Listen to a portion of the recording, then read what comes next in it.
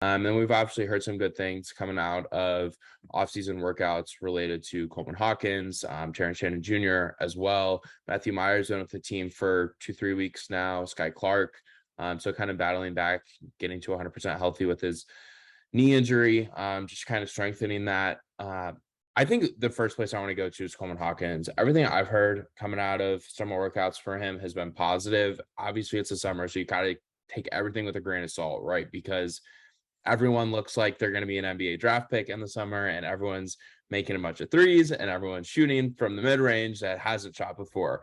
But I do think I've heard a lot of positive things about Coleman and just kind of like his attitude and the fit in the system. It seems to all kind of be falling into place for Coleman heading into what will be his, I guess, junior season. Yeah, the Hawkins' play, it's like when he's locked in and he's focused and he's not really making like boneheaded mistakes, he's playing with confidence. He looks like a really, really good player. And I think that's more of the guy that they've seen this summer from him. But and the staff still loves Dane Danger. Like, I don't think he's played as well from what I've heard, but the staff still likes him. So I'll be curious to see how that front court does shape up, because even though I think Hawkins is like the better fit, the five, Danger's maybe more of like a natural five. And like, it wouldn't shock me if Coleman actually came off the bench, but maybe played more than Dane and, played a little bit of the four, played a little bit of the five, just because he's more versatile in that regard, where Danger is kind of a true five. But for, Coleman had to take the summer leap in the right direction. Like, he's a junior now. It doesn't really feel like it, because his freshman year, he didn't really play at all. And last year, the minutes were pretty inconsistent, but he's a junior. Like, this is kind of his time to step up and take that leap. So it's at least encouraging to hear that he has. Yeah, I had to double check myself before I said junior. I was like, wait, is that right? He's a junior now, right? Another one I want to talk about, Terrence Shannon Jr. They've obviously posted a few photos, the videos of him this summer. Impressive from what I've kind of seen and kind of what I've heard. He seems to kind of have taken a leadership responsibility. Coach Underwood has spoken really highly of his work ethic and his desire to just be in the gym. I've heard that they've kind of wanted to urge him to like sleep in a little bit more, to not spend as much time in the gym. I think that's a really good thing, because I think one thing this team kind of lacks right now is just proven veterans and maybe a leadership aspect of things.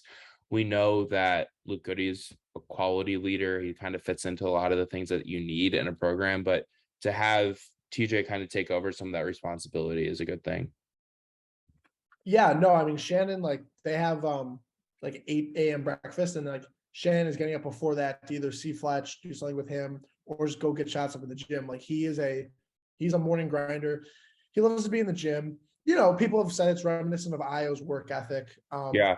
As well as just like, they both come from Chicago, so they kind of carry some similar personality traits. But yeah, Terrence doesn't seem like he's afraid to hold guys accountable and be that leader, both by example and vocally. And yeah, from all accounts, it sounds like he's playing well. I think there's still some concerns with like his isolation scoring and maybe using his right hand, but the jumpers looked pretty good from what I've heard. So, I think a few weeks ago, I was like, I don't really know who Illinois' leading scorer is going to be, who their best player is going to be, this and that. And I'm still like, if Terrence Shannon is your best player, I'm still not like in love with your team, but I think it's going to be him for Illinois, and I feel more comfortable with him as the go-to guy. Yeah, I think that's a good kind of summary of everything we've kind of heard from him this summer. And I know something that they're really trying to work on with TJ and Fletch is just flexibility and body mobility. And they think that that'll probably help him avoid injury. Last year, he obviously had the back issue, that had the knee issue. Those are kind of related to just being stiff and not being able to move very well. So he's been doing a lot of yoga this offseason. That's something that the whole team's been doing, but TJ in specific, lots of stretching and that stuff. Let's talk about Skyy Clark. Not completely healthy yet from everything I've kind of heard. Getting closer. They continue to kind of say he's getting closer, getting closer. He's got to be close to being 100% now from everything we've kind of heard this summer. I've heard good things about him in terms of his ability to shoot the basketball and just kind of like fitting in to everything. I think that's a really good positive thing to kind of hear, especially as it comes to him shooting well and just kind of gaining confidence in that left knee again. Yeah, and this guy like isn't 100% back yet, but when he is playing, like he's kind of stood out as the best lead guard. He has the most maybe point guard traits of anyone on the roster. Like he played a lot of point guard growing up, he kind of plays under control. He doesn't get rushed or sped up, plays under control. He's a willing ball mover, and his shooting has looked good too. So I think, shooting was one of our concerns. So if he's a reliable 3-point guy, can even do some stuff off the bounce as a shooter, that just kind of fills the gaps a bit of the holes in this roster. So, there's still a lot of time left for the season to start, a lot of time, to work with Fletch and get his body right. And yeah, I feel pretty confident that, there were some Ty Rodgers starting at point guard rumors. I've seen apps float out as an interesting candidate, but like, I feel pretty confident that Skyy Clark will be ready to go night one and will be the team starting point guard. Yeah, as long as he's healthy, I think he's going to be your starting point guard from everything that we've kind of heard. And he's been impressive in the summer, and he hasn't been fully healthy. And a lot of what he's doing, and they haven't really scrimmaged a bunch this summer from everything I understand as well, just because they've been working so much on, getting a new defensive set in, getting new offensive schemes in. Like, those are things they really have to work on with guys like RJ, Luke, Coleman, Brandon Lee, who've been in the program. Like, they're learning a completely new system, but then so are the new guys like TJ and Matt and the freshmen. Like, it's kind of completely new for everyone at this point. So they haven't had an opportunity to do a whole bunch of like organized formal scrimmaging and workouts. Matt Myers, someone I feel like we should probably talk about too. He seems to be a real like clickbait person. Like, people like clicking on stories so that Matt Myers mentioned it. And so yeah, man, I literally see reporters like quote tweeting Illinois, like posting a picture of him being like, Matt Myers is on campus. Matt Myers is like, he shaved his mullet, and it's like he's been here for 20 days now. Yeah, about July 7th, July 10th. I don't know how this is news. I know it's a dead time, but yeah, Matt Myers seems to be a popular name amongst Illinois Twitter circles, and I'm sure Brad Underwood has a lot to do with that, with the things he's kind of said of this, just about how excited he is to have him on the team. Yeah, but did not like. I think he's still a little. His back has kind of been bothering a bit, so I don't think he's been 100% cleared either. But yeah, I think the first thing that pops with him from what people have said is his athleticism. Like, he is like legitimately a very good athlete and fluid mover at his size. Like, he's not super bulky, but he's 6'9". I think that was his NBA combine measurement. So like, you can't really lie about that.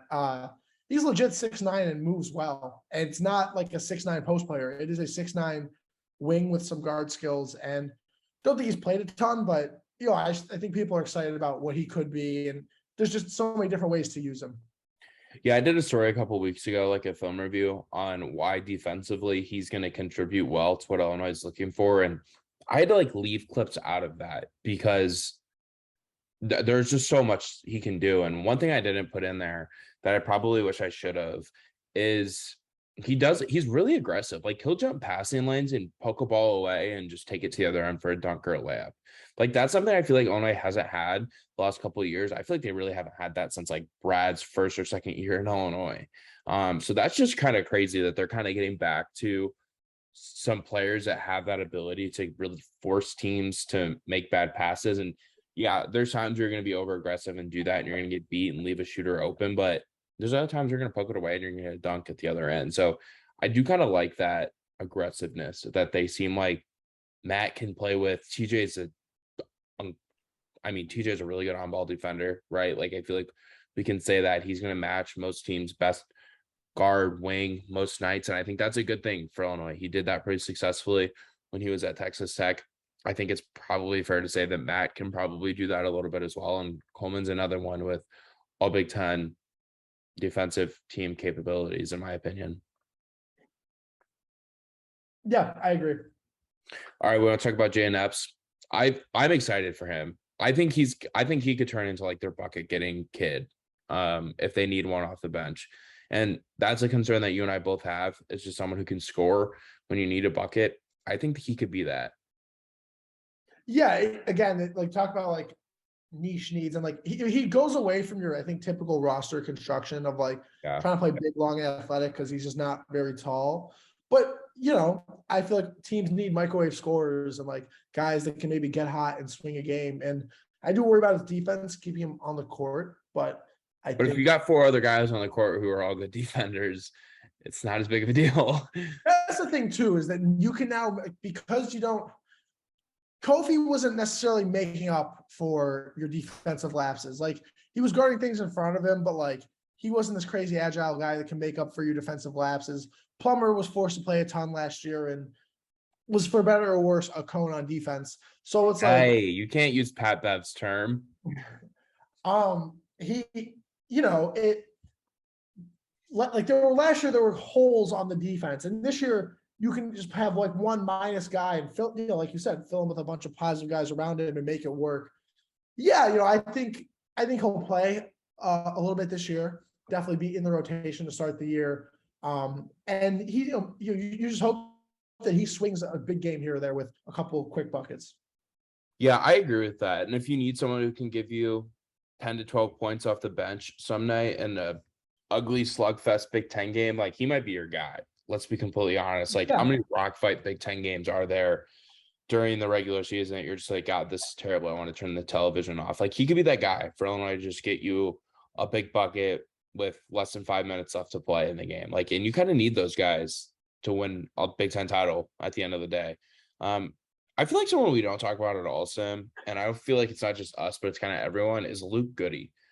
But I don't know if he goes unnoticed because he just kind of floats around and hits shots, or if it's because they have so many new pieces and everyone's so excited about the new toys.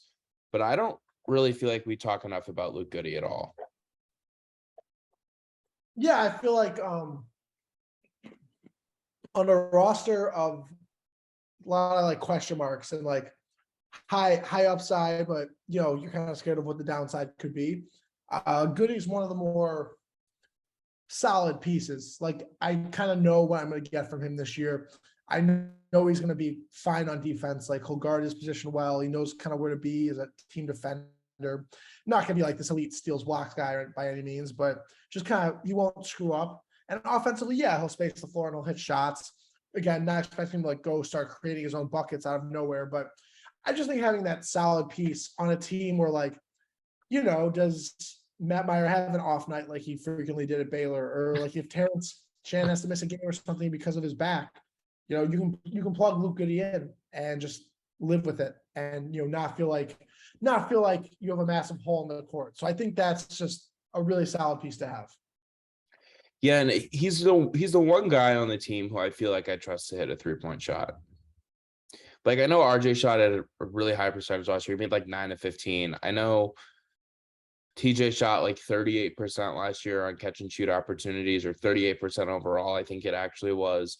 And Matt shot close to 40% the year Baylor won the national title. But there's just something about those guys where it's just like, I don't know if I'm buying them as good shooters, really. And maybe that's unfair. I don't really know. I guess we'll find out as the season comes along. But I know that Luke Goody is going to be a good shooter. Maybe he doesn't have the highest percentage, and maybe he doesn't have the highest volume of threes taken amongst those players I just said. And maybe you can throw a Skyy Clark or a Jaden Epps in there too if you want, but maybe even Coleman. But like, I just trust him to be the one to knock down a big three, or be the one that buries a big kick out three opportunity late in a game, or a swing bucket. Like, I don't know. I feel like Luke is just the type of player who kind of is always in the right place at the right time. Just a high IQ guy, makes the right plays, good contributor. I don't know. There's just something about Luke where you just kind of have a trust in what he's going to do, that he's not going to make a mistake.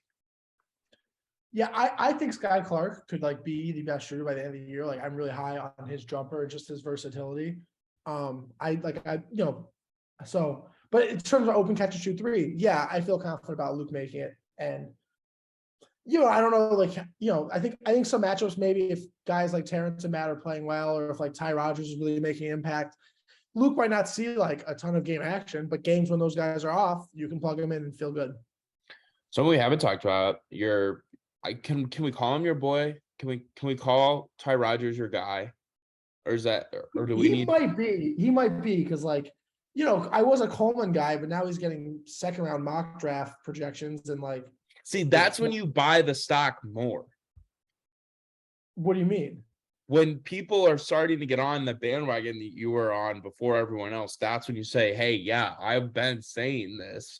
That's not when you get off the bandwagon. Well, when I don't think he's a second round draft pick guy, then all of a sudden I'm like, yeah, I think it's gone too far. So yeah, I think I've shifted my focus to Ty Rodgers, and he is now like my guy. Yeah, I haven't heard like a ton about him in either direction from the summer workout, but I've heard he practices really hard. Yeah, he's like the tough-nosed, big, strong wing that isn't even like super skilled right now. He doesn't have like really bankable offensive skills, but he's a good passer, good ball handler for his size, but he's not a good scorer. Like, I don't consider him a scorer, but he always says like, I can go score if I need to score. Like, most kids your age, I want to go score. They don't want to get their teammates involved. It's weird that you have that mindset. Secretly, I don't think he can like just go score like that. So no, I don't either. I think he knows his strengths here, but yeah, I mean, I'm excited for Ty. Just big, strong, pretty good wingspan. You know, he played well at the USA U18, I think he is 18, yeah, 18. And yeah, you know, if the jumper comes along, like he might. Everyone's saying like, oh, how can you like keep Ty Rodgers out of the starting lineup? And like, to me, he's a non-shooter right now. So like, there you go. That's how you keep him out. But if the jumper comes along, like, I'm not saying he'll be starting by the end of the year, but like he'll close a lot of games. And like, if we're playing small, you can play him at the 4. I think he's a super versatile guy that Illinois will slot all over the floor. Yeah, and he's an incredible defender too. Like, and that's going to be the best way to. Not to be like the cliche person, but defense is how you kind of get on the floor, especially when you're a freshman. And I think that applies to Ty a lot because I think this team's going to be really good defensively. And I think they're going to do a lot of different things defensively that fit his abilities really well. Like, he's kind of in the same mold as a lot of guys on the team. And when you have a lot of guys like that defensively, you can kind of cause a lot of havoc. And I think he could really excel defensively. And if you get enough offensively out of other players, like a TJ, like a Matt, maybe he's on the court a little bit with Skyy at times. Coleman turns into a more consistent shooter. Well, then you don't really need him to shoot and score a ton. And he can kind of be a guy who facilitates a little bit on offense and pick and rolls and short rolls and all those little things while also giving you really good defense as a freshman. Yeah, I agree.